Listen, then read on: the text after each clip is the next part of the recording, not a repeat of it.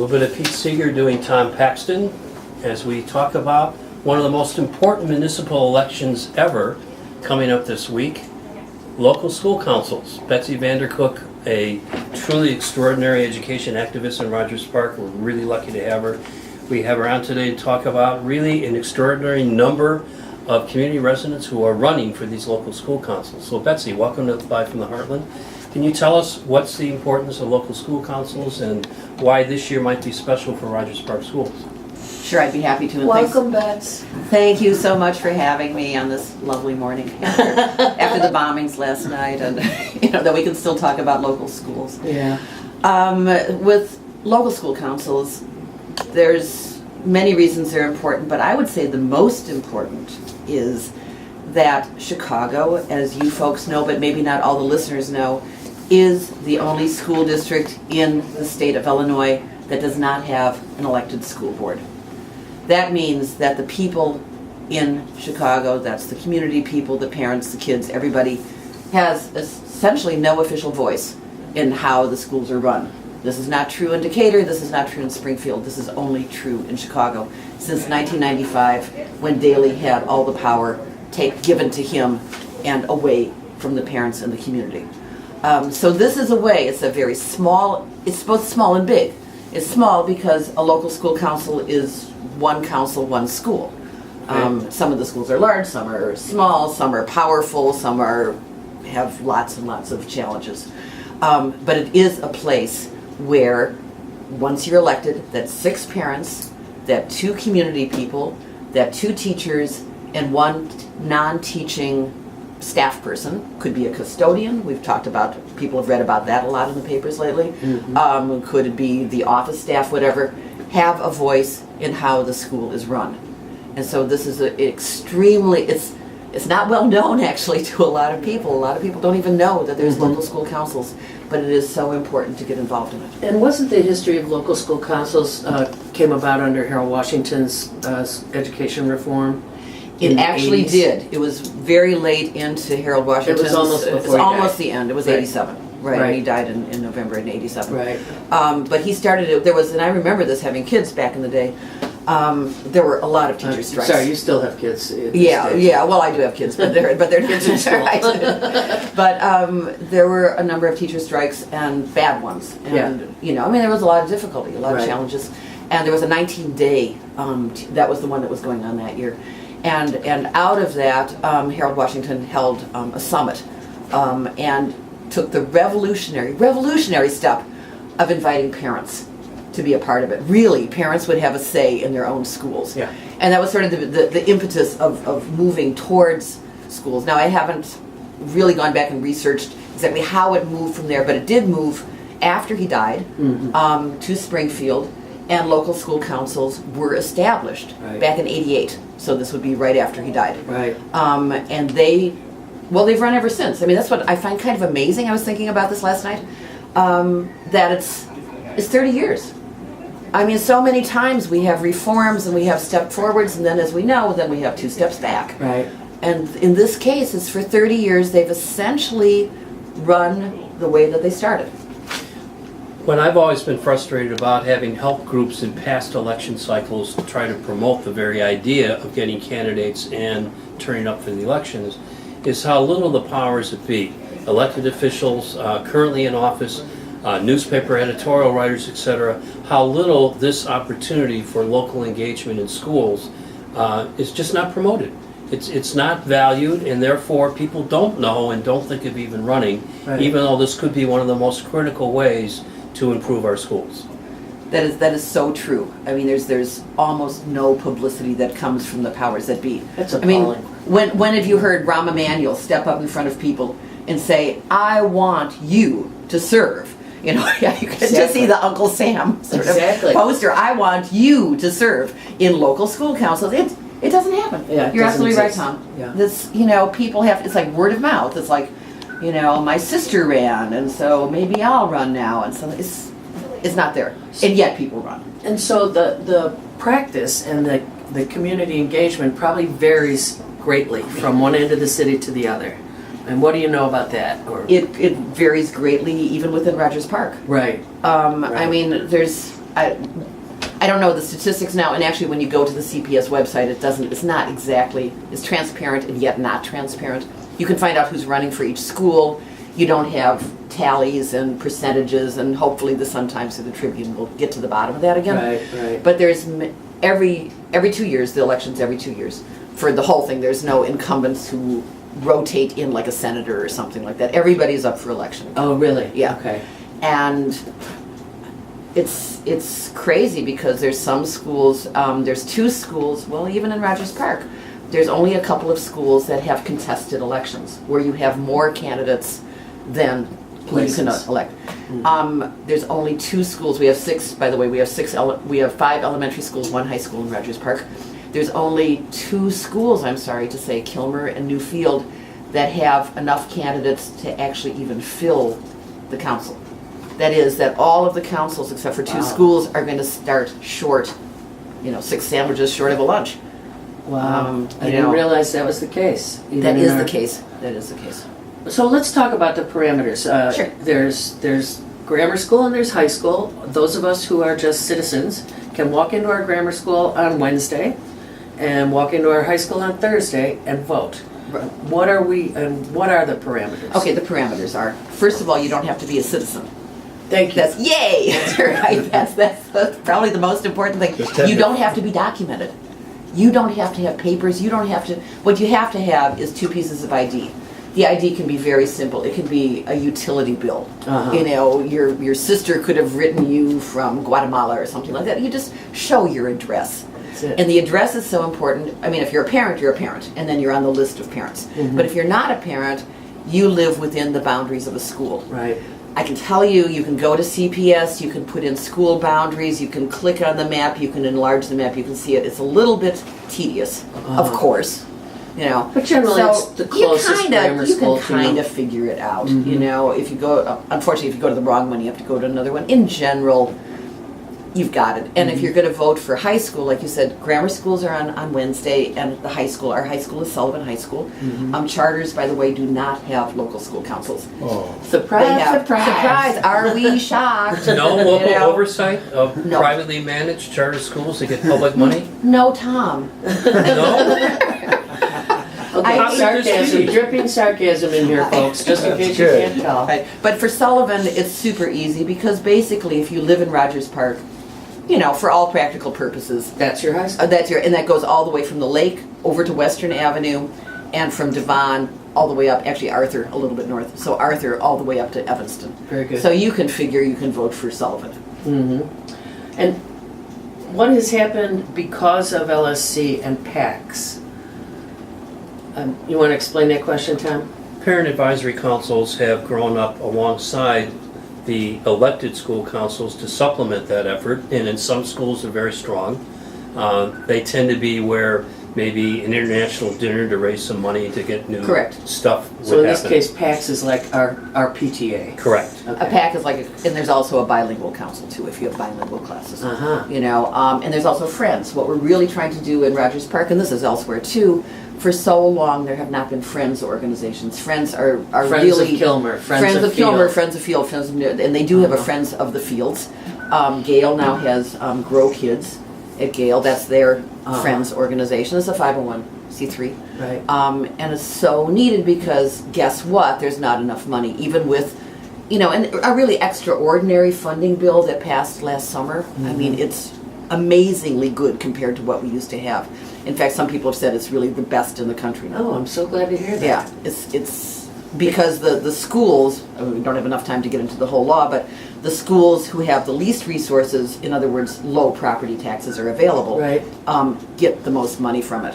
How about that? That's an How about that? excellent change. How about that? Thank you. And the That's new really money good. that goes to it, 99% of the new money go to schools in need. 1% goes to the schools like Highland Park or something like that already have them. Who That knew? is so wonderful. I mean, are we living? We passed the other night. We passed a school on Berry Street in Lincoln's, just west of Lincoln Park, with the beautiful chicken yard and the beautiful garden. Oh my gosh, yeah. And how, wow, it would be great to have that in our schools for our kids to be playing with feeding the chickens Absolutely. and growing stuff.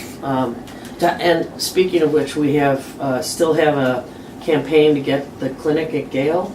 Do you know anything about the clinic I at Gale? don't know if Okay. that has succeeded or not. They're talking to Loyola this week. Okay, So anybody Fingers who crossed. hasn't, fingers crossed. sign up on the, Right, The smart And- clinic is The still, smart clinic. still rolling along. right. Yeah. And I know what a difference it makes because there are smart clinics both at Sullivan and Kilmer. yeah. And the principals just can't speak highly enough about the difference that it's made. I mean, the principal at Kilmer was just saying that kids have gone through, like getting checked out and stuff like that. There were kids who needed like medical operations, needed surgery that they didn't know about until they went to the smart clinic. Can you give us a quick rundown of what's actually happening in the 6 schools that have folks up for election, beginning with Field, because you can vote twice? So Well, Chicago of us. Well, I mean, I'm not going to go through the names of the candidates or something like that, But in Field, you have a contested election for the community people. By the way, for every school, because I'm not here to like name every name of the people I like personally that are running or something like that.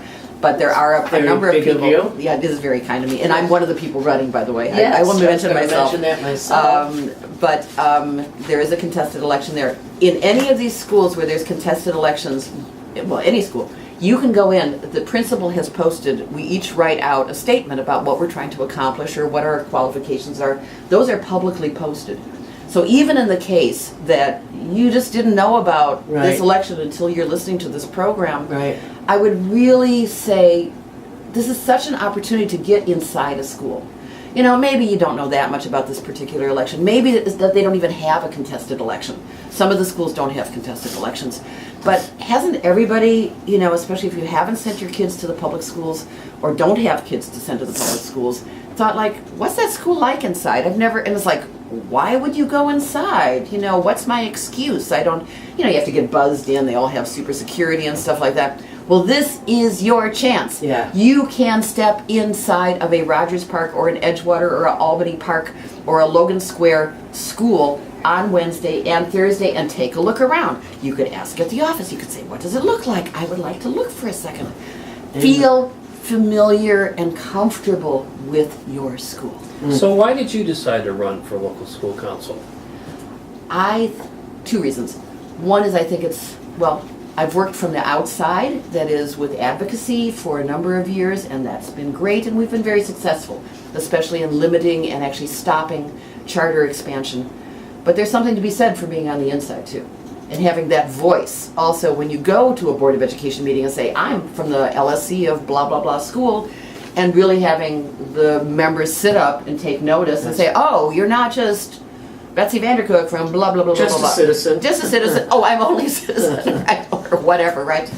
The other thing is that I've met through the struggles we've had, and I'm also a member of Network 49, that's the progressive political organization, independent organization within Rogers Park.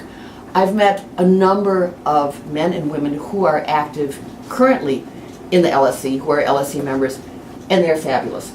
And being a member of an LSC, one of the things we really want to do is create a network of a real working network. We have an informal network, but we want a working network of the people who are LSC members. And you can do that. I can wave my arms around and say, you guys do that over there, please, Mm-hmm. But if I'm within it, I think, I'm gonna have a little bit more effect. Betsy, one more time, this is the election for the elementary schools is on Wednesday. It's on Wednesday. It's from 6 in the morning to 7 at night. That's what I was after the times, yeah. Exactly, and Just for like the high election schools- day. Just like election day, right? And people can go out there and campaign too, and people are going to be going out there and campaigning. You Betsy, were almost single-handedly whipped us all into shape to get the referendum on the ballot, which won with 62% of the vote. 11,000 votes. 11,000 Say votes. what it was. And it was to freeze charter of development, expansion, or consideration of any kind in our ward. Correct, in the 49th ward. In the 49th ward, which has been a great thing to have as a backup. It is. A couple of times since then where we did push back against possible expansion of charters. What I want to credit you with is getting all of us out there, those of us who did partake in getting signatures, but also in the voting itself. I remember standing in front of Field passing literature to parents, and by doing so, finding out just how vast the international span of our school children are and their parents, Yeah. who are basically bringing their kids to school not understanding my language, This is correct. and yet delivering their children their most precious gift to the step up, for them. Thank you for exposing us such all. a responsibility for us. I mean, I know at Kilmer, we're probably almost out of time. I know that School the Best is 2 blocks away from me. They have 37 languages there. It's just incredible. They have besides bilingual in Spanish, of course, they have special tutors in French, special tutors in Arabic, special tutors in Urdu, and then a multitude of other languages. They just can't afford tutors for every single language, so they have Sure. ESL. Yeah. It's amazing that they accomplish what they accomplish with what they do, and it would be such an honor to be able to work on the budget and support the principal and develop a school improvement plan. I mean, those are the 3 things that you do. Yeah. With Kilmer, and I know other people are feeling the same for Gale, for Jordan, for Field, for Newfield, for Sullivan. So you've started to answer my next question, which is, what do you hope to bring to the efforts at Kilmer? What specific things in development of a plan for the next 3 years are you hoping to influence the conversation there about? Yeah. You think? So, But, well, I mean, I'm going to be there, first of all, to make sure they have a quorum. I mean, some of these places, we have a long ways to go. And there's some places, even if they have, almost enough parents or whatever, then people don't show up and they don't have quorums and they get nothing done. Something to be said for that.